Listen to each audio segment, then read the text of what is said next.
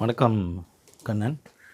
சென்ற பகுதியில் நாம் முதலமைச்சர் எம்ஜிஆர் அவர்கள் ட்ரீட்மெண்ட்டுக்கு யுஎஸ் போன வரைக்கும் பேசியிருந்தோம். ஏதாவது அதற்கு முன் நிகழ்வுகள் சேர்க்கணும்னு நினச்சிங்கனாக்கா அதுலேருந்து ஸ்டார்ட் பண்ணி தொடருவோம். நன்றி கணேஷ். அவர் உடம்பு முடியாத போனதுக்கு ஒரு முக்கியமான காரணமாக அவருடைய டிஜிபியாக இருந்த மோகன்தாஸ் ஒரு செய்தியை சொல்கிறார்.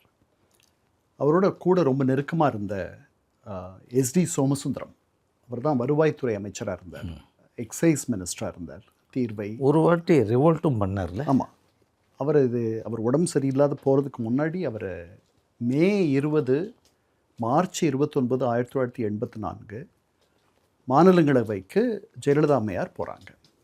அதுக்கப்புறம் மே 20 ஒரு 4 இடைத்தேர்தல்கள் வருது. உப்பிலியாபுரம், தஞ்சாவூர், மயிலாடுதுறை, அண்ணா நகர்.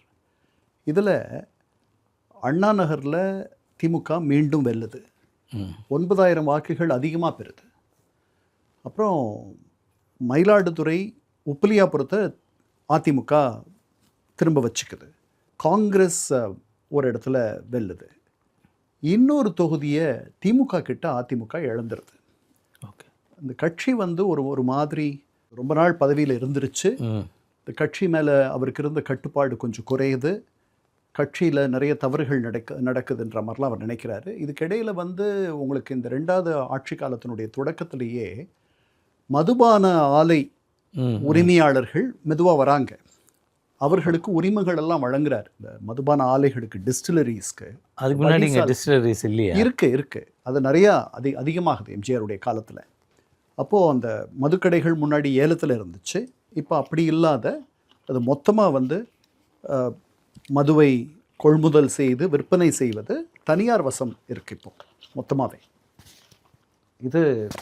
இதுதான் பின்னாடி ராமச்சந்திரா மருத்துவமனையை உருவாக்குன ராமசாமி உடையார் இவங்கெல்லாம் வர்றதுக்கான ஒரு வாய்ப்பு. புருஷோத்தம் நாயுடு, இந்த கோல்டன் ஈகிள். ஆமாம்.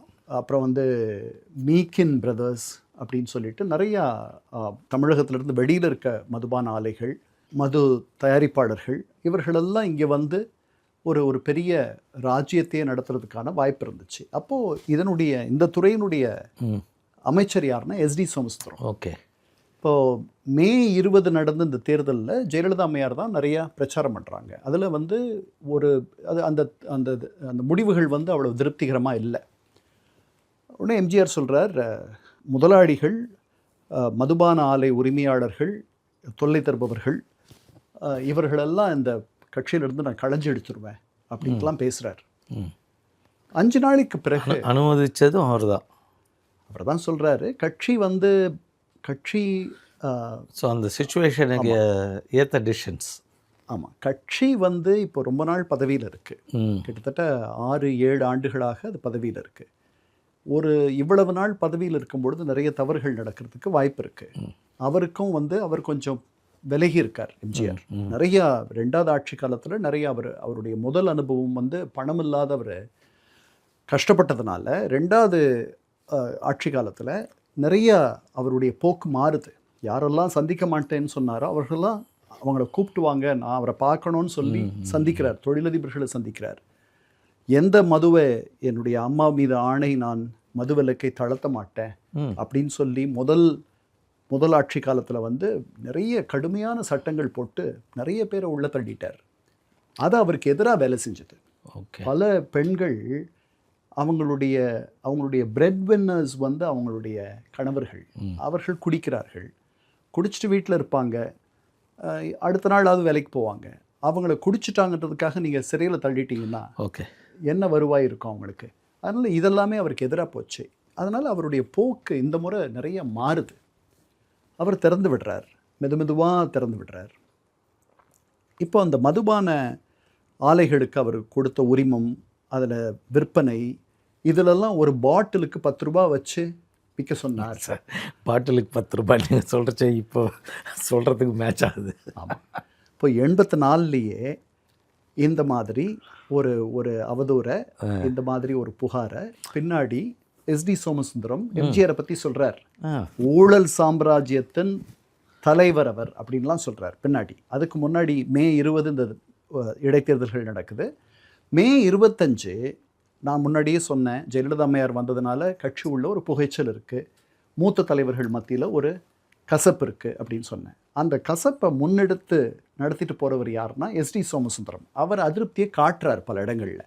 அதனால் இந்த அம்மையார் என்ன பண்ணுறாங்க, மே 25 தன்னுடைய கொள்கை பரப்பு செயலாளர் பதவியிலிருந்து விலகிறதா ஒரு கடிதம் எழுதுகிறாங்க எம்ஜிஆருக்கு. அந்த கடிதத்தில் சொல்கிறாங்க, எஸ்டி சோமசுந்தரம் போன்றவர்கள் இந்த கட்சியை விட்டு போகக்கூடாது என்ற காரணத்திற்காக நான் இந்த பதவி விலகலை செய்கிறேன்றாங்க. அது நடக்க மாட்டேனுது. ஒரு மே 25 எழுதுகிறாங்க, ஜூன் 25 வருது, ஜூலை வருது, ஆகஸ்ட் வருது, எம்ஜிஆர் எந்த நடவடிக்கையும் எடுக்கலை. அந்த ரெசிக்னேஷன் இதுக்கு இடையில் ஆகஸ்ட் 30 இந்த மாதிரி ஒரு பெரிய புகாரை சொல்கிறார் எஸ்டி சோமசுந்தரம். சொன்ன உடனே அடுத்த நாள் அவங்க ஜெயலலிதா எழுதினதா சொல்கிற ரெசிக்னேஷன் லெட்டரில் இது ஃபஸ்ட்டு லெட்டரோ? முதல் லெட்டர் கொள்கை பரப்பு செயலாளர்லேருந்து வெளியே வராங்க. அரசியலிருந்து இல்லை, அரசியலிருந்து அது பின்னாடி 89லேயோ பின்னாடி சீனியர்ஸுக்கு இவங்க கொள்கை பரப்பு செயலாளராக இம்பார்ட்டன்ஸ் கொடுக்கறது. ஆமாம், அதாவது கொள்கை பரப்பு செயலாளர் அவளை ஏற்றுக்க முடியல. முதல் திமுகவினுடைய கொள்கை பரப்பு செயலாளர் யாருன்னு நீங்கள் கேட்டிங்கன்னா ஆச்சரியப்படுவீங்க, நாவலர் நெடுஞ்செழியன். அதுவே நமக்கு தெரியல. ஆமாம் இல்லையா? அது ஒரு பெரிய பொறுப்பு கிடையாது. ஆனால் அம்மையார் வந்த உடனே அது ஒரு கவர்ச்சிகரமான, ஒரு பூதாகரமான, ஒரு மிக முக்கியத்துவம் வாய்ந்த ஒரு பதவியாக மாறிடுச்சு. அந்த அம்மையார் அதற்கு ஒரு பெரிய ஒரு இடத்துக்கு அந்த அந்த பதவியை கொண்டு வந்துட்டாங்க. அப்போது இவர் இப்படி குறை சொன்ன உடனே அடுத்த நாள் அவரை அமைச்சரவையிலிருந்து நீக்கிடுறார் எம்ஜிஆர். எஸ்டி சோமசுந்தரத்தை அமைச்சரவையிலிருந்து நீக்கப்பட்ட முதல் அமைச்சர் அவர் தான் எனக்கு தெரிஞ்சு. எம்ஜிஆருடைய அமைச்சரவையில் அவர் வந்துடுறார். அதுக்கப்புறம் அவர் வெளியே வந்த பிறகு நிறையா அவர் என்ன சொல்கிறார், உண்மையான முதல்வர் என்பவர் ஜெயலலிதா தான் அப்படின்லாம் சொல்கிறார். சொல்லிட்டு அப்புறம் கட்சியிலிருந்தே அவரை நீக்கிடுறாங்க. அவர் ஒரு காலத்தில் கொள்கை பரப்பு செயலாளராக இருந்தார் அதிமுகவில். ஸோ கொள்கை பரப்பு செயலாளர் என்பது இந்த அம்மையார் வந்த பிறகு தான் பெருசாக வருது. டிஜிபி மோகன்தாஸ் என்ன சொல்கிறாரு, இந்த எஸ்டி சோமசுந்தரம் சொன்ன புகார்கள் எம்ஜிஆரை ரொம்ப அவருக்கு வலிச்சிருச்சு, அவர் அதுலேயே உடல்நலம் சரியில்லாத போயிட்டார், அந்த அளவுக்கு அவர் அடிச்சிருச்சுன்னு சொல்கிறார். தஞ்சாவூரில் ஒரு இடத்துல எம்ஜிஆர் சொல்கிறாரு, இப்படி அபாண்டமாக என்னை பற்றி பழி சொல்கிறாரு, இது அடுக்குமா, தகுமா, இது நியாயமா கேட்குறார், அவர் நல்லா இருப்பாரா, இப்படியே கேட்குறார் எம்ஜிஆர். சார் ஆமாம், அந்த அளவுக்கு அவர் புண்பட்டிருக்கார். பின்னாடி இப்போ உடம்பு முடியாது போயிடுறார், அங்கே இருக்கார். இப்போ அவர் உயிரோடு இருக்காரா இல்லையான்றது தான் தேர்தலில் பிரச்சனை. அப்போது முதல்ல ஒரு 3 படங்களை வெளியிடுறார் ஆரம் வீரப்பன். அந்த படங்களில் எம்ஜிஆர் ஒரு வாக்கிங் ஸ்டிக்கோடு நடக்கிறது, அவர் வந்து பேசுறது, பேப்பர் படிக்கிறது, இதெல்லாம் இருக்குது. அதுக்கப்புறம் ஒரு வீடியோ வெளியிடுறார். அதுக்கடுத்த நாளோ அதுக்கு உடனே அந்த வீடியோவில் வந்து எம்ஜிஆர் சிரிக்கிறார் எல்லாரோடவும், சாப்பிட்றது, தூர்தர்ஷனில். ஆமாம், அதெல்லாம் இருக்குது. அதுக்கப்புறம் அந்த வீடியோவையும் இந்திரா காந்தியினுடைய இறுதி ஊர்வலத்தினுடைய வீடியோவையும் இணைச்சு வெற்றி திருமகன்னு சொல்லிட்டு ஒரு 30 நிமிஷம் ஓடுற ஒரு வீடியோவாக தயாரிக்கிறாங்க. அது ஒரு பிரச்சார வீடியோவாக மாறுது. அந்த பிரச்சார வீடியோவுக்கு பின்னாடி பேசுகிறது அந்த படத்துக்கு வலம்புரி ஜான். அவர் வார்த்தை சித்தர், ரொம்ப அழகாக பேசுவார்.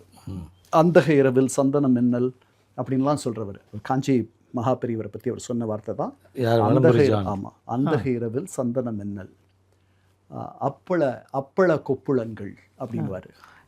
He was a practicing Christian, but he liked Mahaperiyavar. ஆமாம், அவர் எல்லாம் பேசுவார். அவருக்கு நிறைய படிப்பார், அழகாக பேசுவார் மிக. அதனால் அவருக்கு வார்த்தை சித்தர்னு பேர். ஆங்கில இலக்கியமும் சரி, தமிழ் இலக்கியமும் சரி, நல்ல பரந்த ஒரு படிப்பறிவு உள்ள ஒருத்தர் அவர். அதை நிறைய பேசுவார். அவர் ரொம்ப செக்குலரான, ஒரு மதச்சார்பு இல்லாமல் எல்லாவற்றையும் வரவேற்கிற, பாராட்டி பேசுகிற. அவர் இஸ்லாம் பற்றிலாம் நிறைய பேசியிருக்காரு, திருத்தூதரை பற்றி பேசியிருக்கார். அப்போது இந்த மாதிரி அவருடைய பின்னணி குரலில், அவருடைய வர்ணனையில் அந்த படம் தமிழ்நாடு முழுக்க திரையிடப்படுது. இது ஒரு பெரிய பிரச்சார சாதனமாக அந்த படம் அமையுது. இது 2வது முறை எம்ஜிஆர் உடல்நலம் இல்லாத இருக்கார். அவர் எவ்வளோ ஒரு வலுவான ஒரு சக்தியாக அவர் பிரச்சாரத்திற்கு வராதையே அவர் நிற்கிறார். இப்போது அவருடைய வேட்பு மனு அங்கே போய் நம்முடைய தூதர் நம்முடைய நியூயார்க்கில் இருக்க துணை தூதர் போய் அவர் முன்னாடி கையெழுத்து போட்டு எம்ஜிஆர் கை நாட்டு வைக்கிறார். இந்த படமெல்லாம் வந்த உடனே கலைஞர் கருணாநிதி சொல்கிறார், நான் ஒரு ட்ரங்க் கால் புக் பண்ணேன்னா எம்ஜிஆர் ஃபோனில் பேசுவாரா அப்படின்னு கேட்குறாரு. நான் கால் புக் பண்ணுறேன், நீங்கள் சொல்கிறீங்க அந்த படமெல்லாம் வெளியிட்ருக்கீங்க, நல்லா இருக்காருன்றீங்க, எல்லாம் நல்லபடியாக இருக்குது, முன்ன மாதிரி இருக்காருன்றீங்க, நான் கால் புக் பண்ணுறேன், பேசுவாரா அப்படின்னு கேட்குறாரு. அடுத்து இந்த வீடியோலாம் வந்த பிறகு என்ன சொல்கிறாரு, நான் ஏன் செலவில், திமுக செலவில் இங்கேருந்து டாக்டர்ஸை அழைச்சிட்டு நான் அனுப்புகிறேன், அவர்கள் பார்த்து சொல்லட்டும் நீங்கள் சொல்கிறதெல்லாம் உண்மையான்ட்டு அப்படின்றாரு. அப்போ அந்த அளவுக்கு வந்து இவர்கள் பூசி மெழுகிறார்கள் அப்படின்ற மாதிரி அவர் நினைக்கிறார். ஏன்னா அவர் நினச்சதுலேயும் அவர் நினச்ச மாதிரியும் இல்லை, இவர்கள் சொல்கிற அளவுக்கும் அவ்வளவு பிரமாதமாக இல்லை, இடையில எங்கேயோ இருக்குது.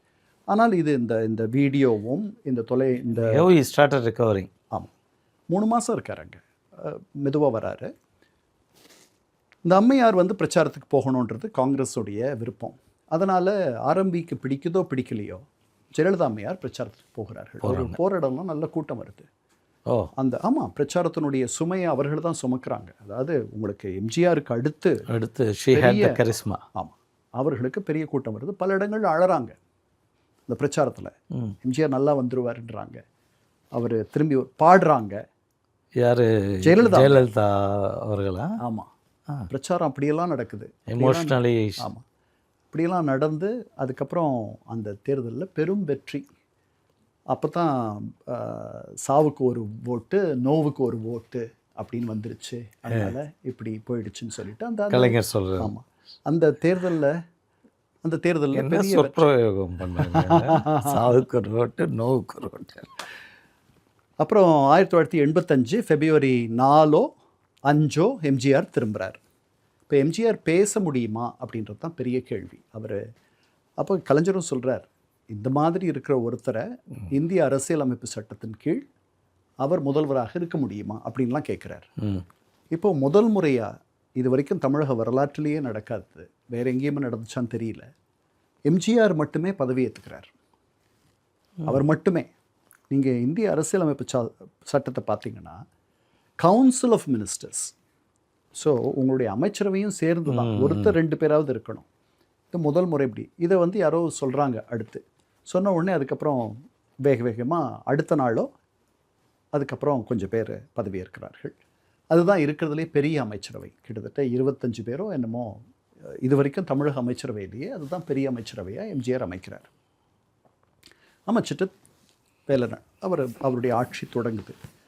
இந்த ஆட்சி வந்து அவருடைய நேரம் முழுக்க அதிமுக 2ஆக பிளவுபட்டிருக்கு. அதை சரி பண்ணுறதுலேயே போயிடுது.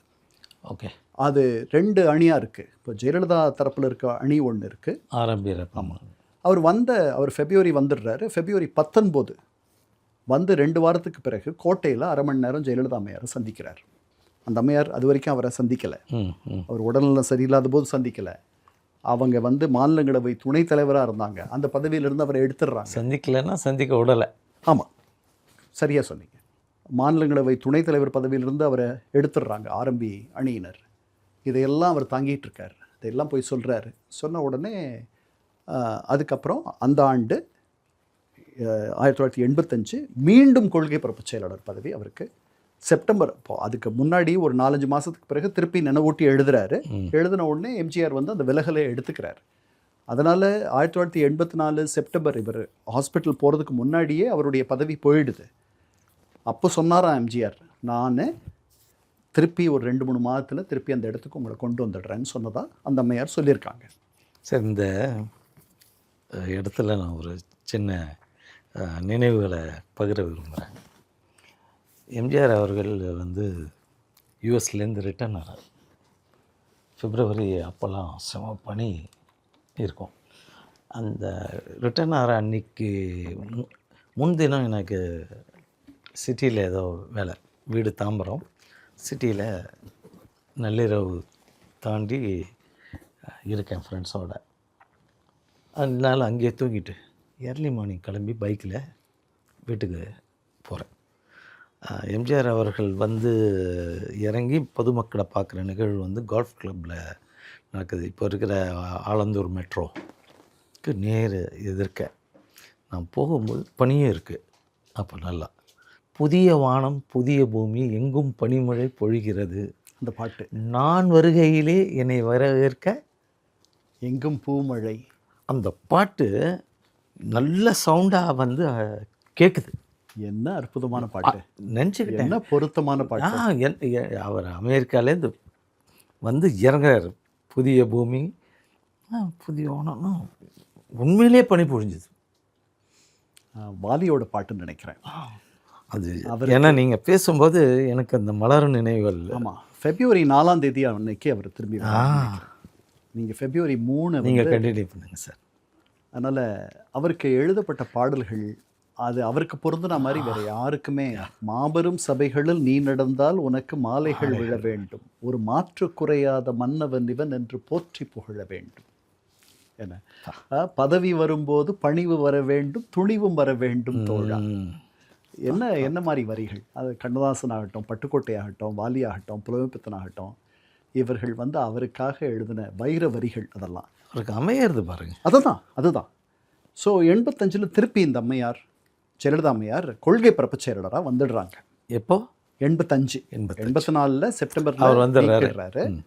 அதுக்கப்புறம் அவ்வளோ நாளைக்கு பிறகு தான் அப்போது இந்த சரிசமப்படுத்துறது இருக்கு இல்லையா, இந்த பக்கம் ஆரம்பி அணி, இந்த பக்கம் பேலன்சிங், இது பண்ணிக்கிட்டே இருக்காரு. சில நேரங்களில் அந்த அம்மையாரை பார்க்குறாரு, சில நேரங்களில் பார்க்க மாட்டேன்றாரு. அவருடைய பேச்சு குளருது. அவருக்கு வந்து பேச்சு பயிற்சி சொல்லி தர்றதுக்காக ஒருத்தர் வராங்க தினசரி. அந்த காலத்தில் வந்த ஃப்ரண்ட்லைன் ஹிந்து பத்திரிகை கொண்டு வர ஃப்ரண்ட்லைனில் ஒரு முதல்வரோடு ஒரு நாள்னு சொல்லிட்டு ஒரு கட்டுரை இருக்குது.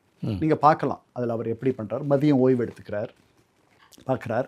அவருக்கு அந்த வலது பக்கம் கொஞ்சம் அவரால் பெருசாக வைக்க முடியாத இருந்துச்சு. அப்புறம் பேச்சு வந்து ஒரு குழந்தைத்தனமான பேச்சாக மாறிடுது. அவருக்கு அந்த ஸ்ட்ரோக்கில் பேச்சுக்கான அந்த மூளை பகுதி வந்து அவருக்கு பாதிச்சிருச்சு. அதனால தான் அவருடைய உயிரில் அவருடைய ராமாவரம் தோட்டத்தை பேச்சு வராத குழந்தைகளுக்கான பள்ளி நடத்துவதற்கு அதை எழுதி வச்சிட்டார்.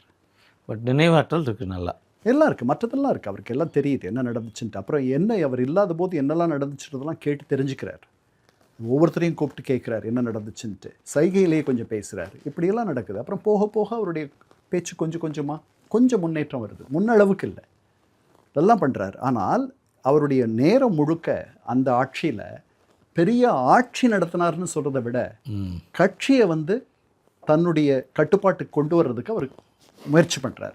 அது வந்து கஷ்டப்படுறார். 2 அணியும் வந்து அவரை பிச்சு எடுக்கிறாங்க. 86 இந்த நேரத்தில் என்ன பண்ணுறாரு, 85 ஒரு அமைச்சரவை கூட்டத்தில் நான் ராஜினாமா பண்ணிடுறேன்றார். நான் விலகிடுறேன், என்னை விட்டுருங்க, நீங்கள் இப்படி கட்சி வந்து இப்படி இருந்தால் எப்படி அப்படின்ற மாதிரி சொல்கிறார். உடனே ஆரம்பிரப்பன் அந்த அமைச்சரவை கூட்டத்தில் ஆரம்பி வந்து ஜெயலலிதாவுக்கு எதிராக 2 அணி இருக்குது. இப்போது இந்த 2 அணியும் வந்து ரொம்ப ரொம்ப ரொம்ப தீவிரமாக ரொம்ப வலுவான அணிகளாக, அதாவது அதிமுகவில் ஒரே ஒரு அணி தான் எப்பவும் இருக்கும், அது எம்ஜிஆர் அணி. தனியாக இப்போது ஜெயலலிதா பேரவைன்னு வருது. ஆமாம் ஆமாம். உடனே அதை வந்து அதெல்லாம் பண்ணக்கூடாதுன்னு சொல்லி அறிக்கை விடுறார். ஜெயலலிதா பேரவைகள் மூடப்படுகின்றன. ஆரம்பிக்கு கட்சியில் வந்து பல இடங்களில் பெரிய செல்வாக்கு, மாவட்ட தலைவர்கள், இவங்க மாவட்ட செயலாளர்கள் எல்லாம் இருக்குது. ஏன்னா அவர் அவ்வளவு கட்சிக்காக நெட்வொர்க். ஆமாம், எல்லாம் இருக்குது. அப்புறம் தேர்தலில் இடங்கள் அவர் கொடுத்த ஆளெல்லாம் எம்எல்ஏ இருக்காங்க. கட்சி முழுக்க அவர்கிட்ட லாயல்ட்டியும் இருக்குல்ல. ஸோ இது ரெண்டுத்தையும் சரிசமமாக பண்ணிக்கிட்டே இருக்காரு, சமப்படுத்திக்கிட்டே இருக்காரு. அப்போது அமைச்சரவையில் இப்படி சொல்கிறாரு. உடனே ஆரம்பி வந்து ஒரு ரொம்ப ரொம்ப மனம் விட்டு ரொம்ப இறங்கி பேசுகிறார். நான் உங்களுக்கு எப்போவும் உங்கள் நம்பிக்கைக்குரியவனாக இருப்பேன், விசுவாசியாக இருப்பேன். நீங்கள் இது வந்து ஆரம்பிக்கு எதிராக தான் அவர் பண்ணுறது, எம்ஜிஆர் பண்ணுறது. அதை சரி பண்ணணுன்றதுக்காக ஒரு இறங்கி வந்து பேசுகிறாரு. அதுக்கப்புறம் நாவலர் நெடுஞ்செழியனும் ராஜாராமும் போய் எம்ஜிஆர்கிட்ட பேசின பிறகு சரியாகுது. இதெல்லாம் க்ளோஸ் ரூம்குள்ளே நடக்குதா? ஆமாம், இதெல்லாம் அமைச்சரவை கூட்டம்லாம் அவங்களுக்குள்ள மட்டும்தான்.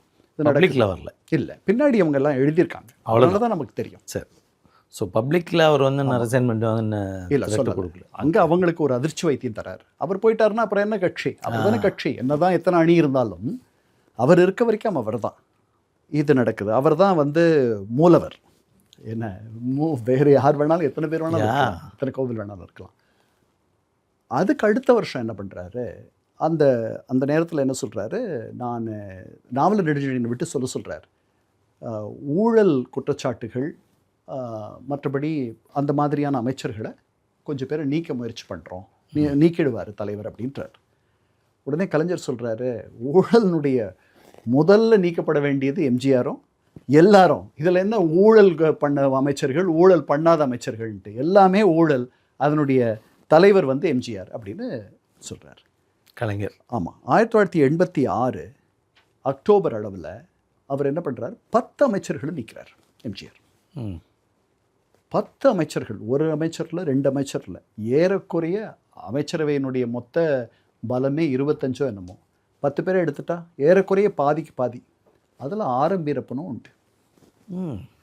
நீக்கிடுறார்.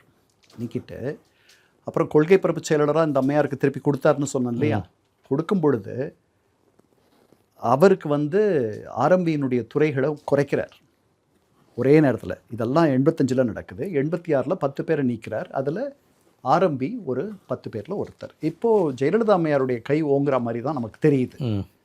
காளிமுத்து ஆரம்பி அணியில் இருக்கிறவர். அவர் தான் அதிகமாக இந்த அம்மையாருக்கு எதிராக நிறைய பேசுகிறார், ஜெயலலிதாவுக்கு எதிராக. எம்ஜிஆர் சொல்கிறதுக்கெல்லாம் தலையாட்டுறதுக்கு நாங்கள் என்ன கோவில் மாடுகளான்னு சொல்கிறார் வெளியில்.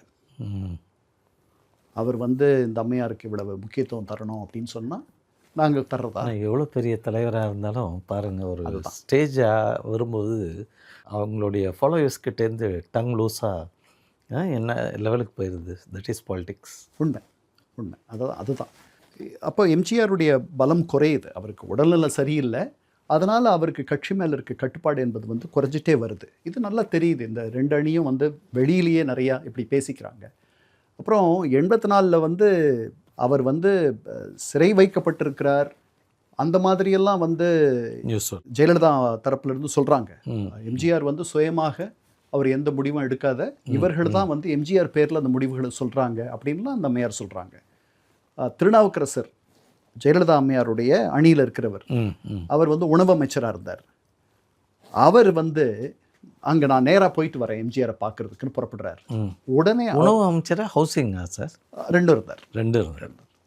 அவர் அங்கேருந்து புறப்பட்டு நான் வந்து பார்க்க போகிறேன்றாரு. அடுத்த நாள் அங்கேருந்து ஒரு டெலெக்ஸ் வருது, புறப்பட வேண்டாம், வர வேண்டாம். அவ்வளோ வேகமாக முடிவுகள் வந்து புரூக்லின் மருத்துவமனையிலிருந்து எடுக்கப்படுது. இதற்கு வந்து எம்ஜிஆர் நல்லா இருந்தால் தான் அந்த முடிவுகள்லாம் எடுக்கணும். இப்போ அவங்க கூடவே இருந்த பழனி பெரியசாமி, லே மெரிடியன் ஹோட்டல் இருக்கு இல்லையா, அவர் தான் அந்த மருத்துவத்திற்கான எல்லா ஏற்பாடுகளையும் பண்ணவர். அவர் அங்கேயே இருந்தவர் இல்லையா.